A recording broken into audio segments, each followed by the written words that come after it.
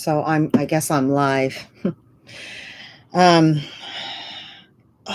I'm suffering from a sciatica, a relationship with somebody that is borderline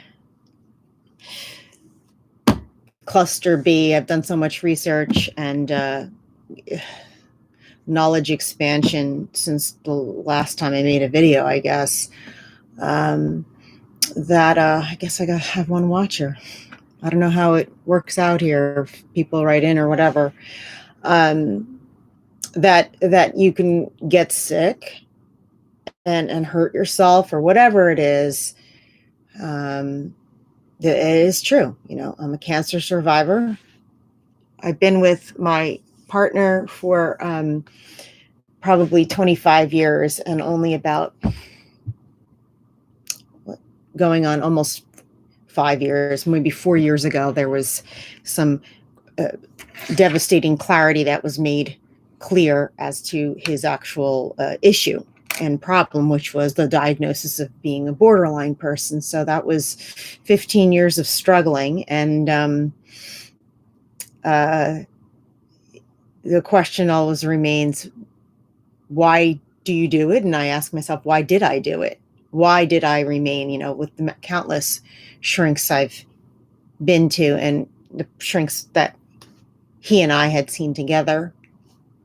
So anyway, any information you can get out there, there's a lot of information on narcissism, which is shared in the same cluster as borderline. So there's going to be a lot of, I think that there's more information about narcissistic abuse and the survivors of narcissistic abuse than the survivors of borderline personality disorder abuse. I don't even think that they have that as that. They don't even list that as something that somebody can suffer from that kind of abuse, but it is, same thing. So the information out there is really good. Now, there are a couple of YouTube channels that are really good. They have different flavors to them because the therapists or the people that are concerned may not be therapists, but they have great insight. So besides these YouTube channels that I've been watching, which include Dr. Grande, Dr. Ramani, Ross Rosenberg, or whatever his name is, the guy that wrote The Human Magnet Syndrome, which I read, which I'll get to, Little Shaman, there's a couple others, Crappy Childhood Fairy, these are all people that are kind of like skilled. I'm going to try to see who I've followed so that I could say that, I would endorse some, the information on these channels, because there are some channels I would not endorse because some of them are a little too argumentative or combative, which is a natural response to, what people endure in this situation, so let me see who I'm subscribed to. The people that I mentioned, New Mind Frame, NU Mind Frame, and who else? Pete Gerlach, Borderliner Notes, which I may have mentioned, Psych to Go, Exposing, I think this one's called Exposing the Narcissist. Yeah.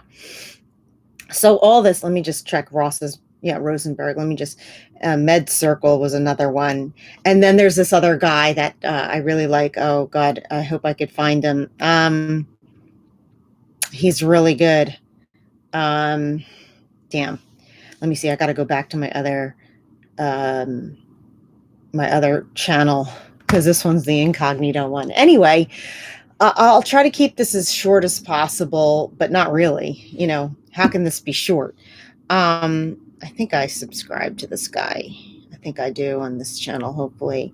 Or no, I'll just go to my history on this other thing here, and I'll find him. He's a therapist. I think he's a social worker, and he does a lot of role playing, which is really good.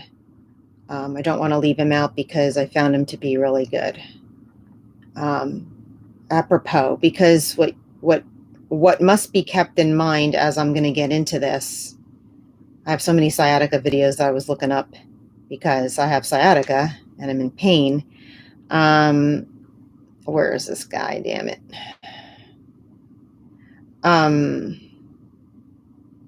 Oh yeah, Dr. Moali is another one. Moali, sexology. She's excellent. If you can, the poor thing, her accent's a little intense for me. Oh, Patrick Teahan. That's his name. Teahan. He's really good too. So, okay. Now that's 5 minutes later. Now I can probably talk about things. So what I've discovered is, oh, and then there's another Australian guy. God, I haven't watched him in a little while. It seems like his videos kind of stopped for some reason. Damn it. What's his name?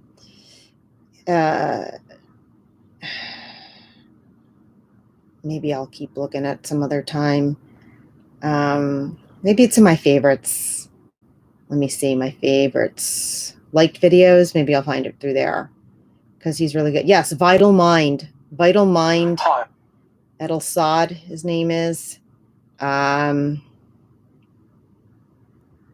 me see. How can I get to him?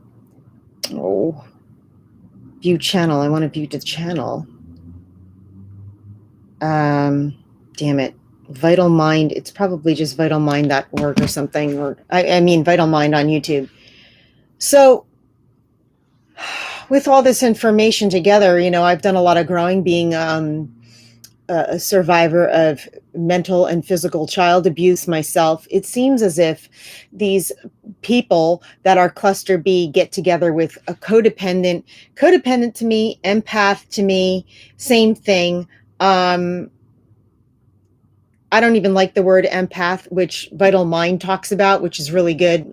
Ramani doesn't want to, she said it a number of times, pathologize the empath.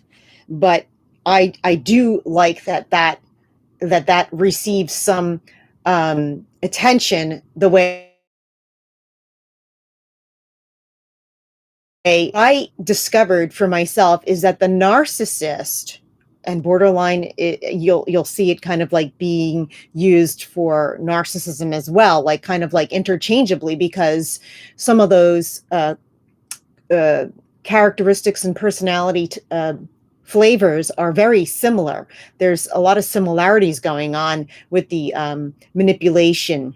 Okay. So what I discovered was that the narcissist and the codependent, or as Ross Rosenberg says, the self-love deficit person, which is I really like that phrase as well, because it's like the person who is in the clutches of the person that is cluster B does have a self-love deficit. Now, so does the narcissist, but instead of it being, the idea is like they love themselves, and they don't love themselves at all. They are self-centered. Everything is about themselves. So what I discovered, and I'll finally get to it, is that the narcissist and the codependent need the same treatment. I don't think I've heard that anywhere, but essentially the same treatment should be given to both people in this relationship. It's just the way it should be. They get the same treatment because the treatment has to do with eye-opening and awareness, and the empath / the codependent / the person that has self-love is the giver instead of the taker. That's the difference between these two personalities. It needs to broaden their awareness in the same regard that the narcissist does, okay, or the borderline person does. They need to broaden their awareness. And this broadening of awareness will come more readily to the codependent or the empath or the person with self-love deficit, because they already are seeing a form of bigger picture. Like if you have a little rock like this is like the narcissist, you're supposed to see a big, huge if this is the big picture, the narcissist or the person that has the self-love, the borderline, the cluster B person is going to go maybe very little, or the person, they're not going to expand. It's the essence of being a cluster B person is not an expansive form of being human. Okay, it's a very limited, and I would say that it's a limiting type of existence. Now, the person that's codependent and understands that they're in this limited existence, but they don't know how to get out because they have so much empathy and love for the person that is the narcissist. So their awareness, because they already have empathy, can be broadened a little. They're going to be able to see just a little bigger bit of that picture and then work from there, where it's really difficult to get that cluster B person to see a little wider in what they see. And I mean, they talk about the child mind. I've read I'm okay, you're okay. And the other book, what's the other book? The one that the guy, it's based off of that whole guy. Games people play. Yeah, that was. These are all really good things. So the bottom line is that this is not okay. This relationship is not okay, and it's been like that from the beginning for me personally. That there's a lot of things that are just not okay. Okay, so that's why, and the games, it has to do with the lack of intimacy. So this is what a person that is in a relationship with a cluster B person is going to be enmeshed in the games that this person plays, because there is no true intimacy. Okay. And you know what intimacy is and what true intimacy may be, because it's missing. If you know that something's missing, it's because you already have yourself inside you, knowing that there is more to be had out there, because love is abundant. It's about abundance. It's about no limitations. So the love I have with my partner is very limited. And I might leave on this note, which was kind of triggered by the Ross Meyerson information, which, getting his book is helpful. I did. But the mindset to put oneself in dealing with these relationships is, he uses of course you would leave something in the cabinet that when I opened the cabinet would fall right on my head. Of the behavior of the cluster B person, to rationalize the behavior, to say, of course. Or the one I made up was the whole child mind ideation is, this person's not in child mind. This person is actually a child, like they say, is actually a child in the cloth and the cloaking, the skin and bone cloaking of an adult. So I'd say that the person's about 10 years old, right? It makes sense. So then I'd say it makes sense that so-and-so would say that to me because he's 10 years old. It makes sense that they would do this because he's 10 years old or she's 10 years old.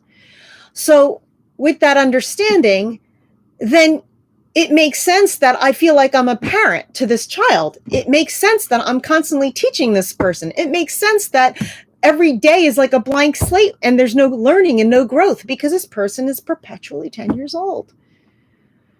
So those are some of the things that I've come along to help myself with this understanding. And there is no intimacy. Okay. There's no merging of mental intimacy or even physical intimacy at this point for me. Okay. Because it's like trying to, make love with a 10-year-old. How do you do that? You can't. Had I? Yes. And it was racked with strife because one cannot in normal, quote unquote, normal mind, a mind that is more expansive.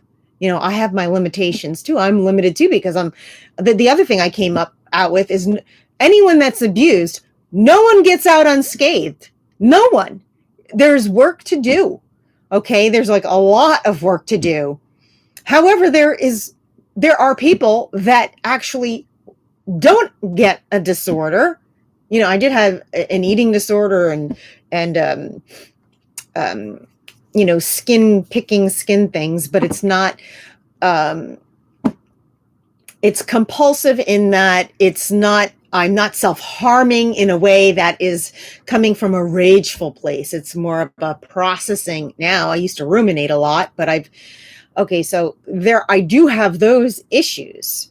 And somebody said, some comment here said that I'm the narcissist. Well, to answer that, there is a grain of truth, meaning that, like I said before, that the codependent, the empath, needs to be treated in the exact same way that the narcissist is treated, because they need to be made more aware and open as to why their behaviors are, the expectation. When they say that people that are in these relationships with the cluster B, they will respond with anger and angst and all that too. And it's not like, I'm not the person I want to be. I'm not the person that I ever saw myself being. But given this relationship, the worst has been brought out on me. So why is that? Why have I hung on there, with strength to try to teach and this cluster B person, and try to get out of them? Well, that is part of the roots and the threads of having been through child abuse and neglect. Okay, so nobody gets out unscathed, and there's a lot of work to do. Now, the people that get diagnosed with a personality disorder, they have to work overtime. Now, the people that have been through abuse that don't get diagnosed with a personality disorder, they're probably going to be working like I am, like full time, working on self-examination. I've always been self-examining, and my emotions have been pretty good, but I have to work on the reactive emotions. Okay, that's what the response reactive, and what has helped me is exactly what I said, which is the of course technique, and also it makes sense that, okay. So the other thing that is left out of a lot of this information, you see, like, why are these people with these cluster B people? Why?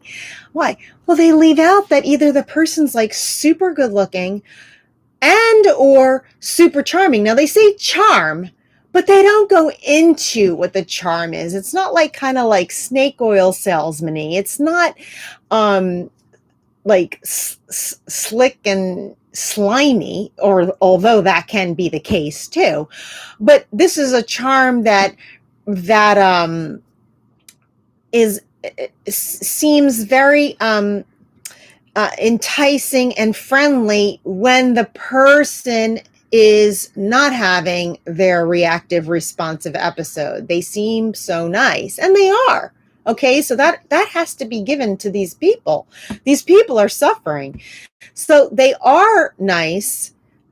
Now I'm talking mostly about borderline, okay, because I don't really know about narcissists. So let me just be very specific and say that these are the borderline people, okay? They are like little children. So of course the person is playful. Of course the person has lots of interests. They're all external. They're very external people. So when it comes to you, they're going to compliment you about, what are you saying here? He's really, he reckons going to then go attend Coda, go to therapy, and is I'll do all that. Thank you. I'll check it out. So going back to, I just watched a documentary from, I think it was somewhere in Europe. I think the people were Scandinavian or whatever, where these people were in these relationships for so long because there was love, but you're loving a child. A child's going to love you conditionally. Okay.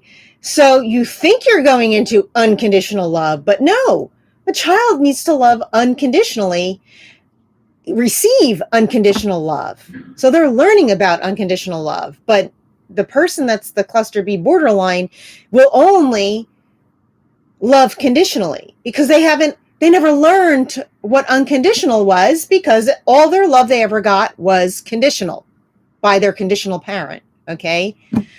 So my point is that these people are very attractive, very sensitive, very loving at times, conditionally. So where the enmeshment happens is that there's that hope that keeps, or that expectation that you would be able to have a intellectual conversation with the person that you're having. Okay, now an issue comes up and you can have an intellectual conversation with the person about what their behavior is and what it does and what it did and how it's continuous. No, you can't. That's when the monster will come out. That's when the Jekyll and Hyde will happen. So as I immerse myself in this information, I'm also immersing my partner, okay? That by osmosis, maybe something will get through. So I would say that the actual cutting with all this information has gone down. We're reading a book now too about I forget what it is, the title, because he got it from the library, but it was on Dr. Mawali. I think the woman's name was on. It was about. Let me see if I could find her. Darn, maybe because I just watched her the other day, Dr. something. And she's very good. She's very, this person that she had on was very good. Let me see if I could find her because it was Mawali. So I would definitely seek out that. Now, Romney, just to go back to this comment here, does address people that either don't go no contact or choose not to. You know, so far I've been somebody that's not choosing that. You know, there were many times that I wanted to just get out of my life, just move someplace else. But, you know, you look at all the time that you invested with this person and you want so much for yourself at that point, you know, to, you don't want to start over, basically. You don't want to, you see that, you look at the good, you know, you look at the good, and then, you know I'm living a limited life. You have to kind of like, what do they say? Acceptance. I remember going to a shrink once and saying, yeah, but I can't accept them. This is unacceptable. Well, you know, what choice do I have if I made the decision to be with them? Because I'm in present progressive tense in relationship with him, that means I'm in relationship with him. I'm not going no contact while I'm in relationship. We're living together every day. We're married. Then that means I'm in a relationship, right? So what do you do while you're in the relationship? Well, you got to gain this perspective. Get the perspective that you are living a limited life, that you're not going to get this this sense of vitality and vibrance out of this person in the way that you need, because you are more whole than they are. They are fragmented, okay? They're fragmented, and you might be fragmented, but not as much. Again, everything is always a spectrum and a continuum. So you know that there is that you are not as fragmented. So you know that you are going to be giving up these elements of sharing that which is within you, because that's what love is sharing that which is already within you. You're not getting it from anybody else. And they're not supposed to be getting it from you, which is what they do. That's how they live. They live externally, getting it from the outside. That's why they're like a take. That's why they take. That's why they are takers, because they're constantly getting what they can to medicate themselves emotionally, which is the form of manipulations that happen. And all the other things that they talk about, gaslighting, blah, blah, blah, blah. It's all manipulation for them to self-soothe, for them to keep their buoyancy in life as status quo, exactly how they are. So let me see if I can find this video of the Dr. Mawali that she had on, a woman that we got her book, and it's really good. Here it is. Awakening Deep Intimacy. The key words are here are intimacy. You're not going to have intimacy at all. That's just Macy, Macidaye, Macy Day, 2 words. And her book is called, what is the book? I don't know. Maybe if I go to her website, it has her book, but that's not a common name. Passion and Presence is a couples retreat she does, but I don't, I'm not going to do that. A lot of the things, it's like I'm scared to death to enter the abyss of exactly what I know would happen with any of it. So,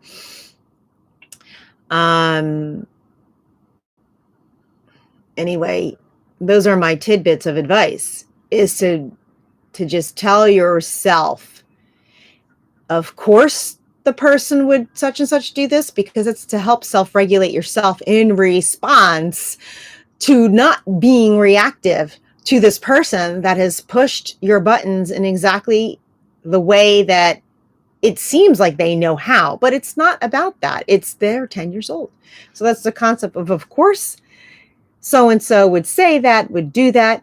And also, Ross Rosenberg said something about the observe, don't absorb. That was very helpful, because being empathic is all about absorbing. When you love someone, you want to just consume them and eat them, right? That's what consummating a relationship is, consummating a marriage. You're consuming that person, and you're doing it with mutuality. That's not what's happening with this relationship. There is no mutuality at all. And even with the struggles with trying to work on problems together, there is no mutuality in the working on the problems. Baby steps, because a person's a baby. That's why. They're a child. And it wasn't their fault they got like this. It was their parents' fault. And yeah, I can't blame shit. You know what? Fuck it. Blame the fucking parents, who also couldn't be blamed because they were fucking abused, right? So all that. Do it. Think what you want. Do what works to get yourself to have the peace and tranquility that you need with the storms that come at you at any given time, at any time of day. You don't know when it's going to happen, but it will happen on a daily basis, multiple times, sometimes in that day. So what we, with greater awareness, try to give ourselves is that peace and tranquility, that what the capacity of a human being is that ability. That's the capacity, the ability to be able to be peaceful and not be aggressively reactive. We want to be reacting in peace. So unfortunately, in this relationship, no matter how much you love this person or how much you want that person to come towards you and to you in the way you need them to, they're just not going to do it. They're just not capable. They have to find it within themselves to build love within themselves, which is being introspective and analytical, and being able to open their eyes to have that broad awareness view. They have to work to that, because that is not even part of the spectrum of their capacity. That's the other word that Otto Kernberg uses, is the capacity. There's no capacity for it. So how do you even get someone to be aware of the capacity? You take it for granted. We take it for granted. We who are more aware take it for granted, and we don't see and don't know that there are others that have a diminished capacity for this. So what you can do is work on yourself and make yourself more capable. Make yourself more non-enmeshed, which is having that hope and expectation that things will be different. That future faking, or whatever the fuck they want to call it, or whatever. It's not about you who future fakes, obviously. It's them, because you're not faking anything. Okay, what may be false is what you've told yourself is possible. Ignoring those red flags. I say love turns a blind eye. It's not our fault that we got into these relationships, okay? And we didn't see a way out. We didn't know the reality for reality, okay? Because we fucking live in dream worlds. I can tell you, I live in a fucking fantasy world. In my head, a world of my own imaginings. because everything is so awful outside. I have to go inside. Okay. And I've only done this recently. I was also more external, because that's what we are. We are both external and internal, but the narcissist is more externally grasping. And we have a combination, the ones that are more aware have a combination of both, but we play their game too, which is also, we go along for the trips and the diversions and the food and the eating and the little thing, the movie watching, whatever is external is what they do. They occupy their time externally. Like they say, people will say that they have ADD, ADHD. Well, yeah, that because it looks like that. It looks like that. What a 10-year-old would be doing, exploring and engaging themselves externally in life, in what life has to offer on the outside. It's a visual stimuli. It's a visual, sensatory, auditory, constant stimuli of external, and never about quieting inside and reflecting internally, or sitting in silence, or even writing. Writing is very difficult for these people because, well, it probably turns into self-loathing. That's what happens. If somebody writes about themselves, that's cluster B, it's going to be self-loathing. Anyway, I think I talked long enough, but I'm still with my partner, still working. It's very, very sad. The other thing that they say is you have to develop a life outside of the relationship. That's the last thing you want to do in a relationship when you're with somebody, is develop relationships with outside. You want that love and relationship with that person that you've chosen, right? That's what's so difficult. But it's true. It's true. And as you know, I like to think of that song by the Innocence Mission, The Coming Away. You got to come away from yourself. You're going to come away from yourself at some point when you realize that exactly everything that they say in the channels and the books that I've mentioned is true. Everything that they say is true. All right. You will have some sort of withdrawal, because that's what being the quote unquote empath is. It's an addiction. That's why it's also like 12-step, because you will have a withdrawal, and you know where you'll have the withdrawal from? Yourself, not even from the other person the cluster B person you're associating with. You will have a withdrawal from yourself, and it's very sad, and you will grieve. You will grieve the loss of your good intended and good-hearted spirit. You will lose that. It will, with that person, the one that you wanted it with. That's the cluster B. And it will become smaller in yourself. It'll still be there, but it'll be like, instead of being the expansive person and the giving person you are, you're going to be giving less and less, and it'll be smaller, and it becomes just a little part of you that's there. But like they say, do not share your vulnerability with the person, because that little vulnerability that's there is small now inside you, and you will have come away from yourself in that you shared that part of yourself, because you know it won't be a mutuality in the giving and the receiving. Okay, so I hope I'm clear. I'm probably tangenting like mad, but that aspect of you will become smaller. It won't die, of course, because you can't kill life. You can't kill the spirit. You can't kill truth. But the idea is, yes, go for walks, be with nature, be solitary even. You don't have to find it with another partner. I mean, a lot of people do. They have to find, love wants to share, and love wants everybody to know love. So when you have love within you, you want other people to have love and find love and be in love and share love, right? You want it for your friends, you want it for anyone. You want the world to be loving. So unfortunately, when you're in this relationship, you're not going to be able to achieve that cycle of giving and receiving and mutuality of love. Not the type that you're given. They might cater to you, tend to you. My partner is very accommodating. I call it overly accommodating, giving me things, spending time with me, working on projects with me, always with me, always wanting to be with me, supporting of me. But when it comes to intimacy, no, it's all about the external. What can I do for you? The very simple, what a 10-year-old can do. Okay. So that's that.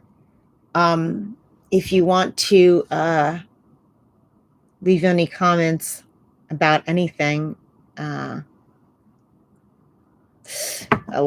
look into it and I'll get back, because I am someone in the mix of this. I'm not somebody that has gone no contact. I'm not somebody that is being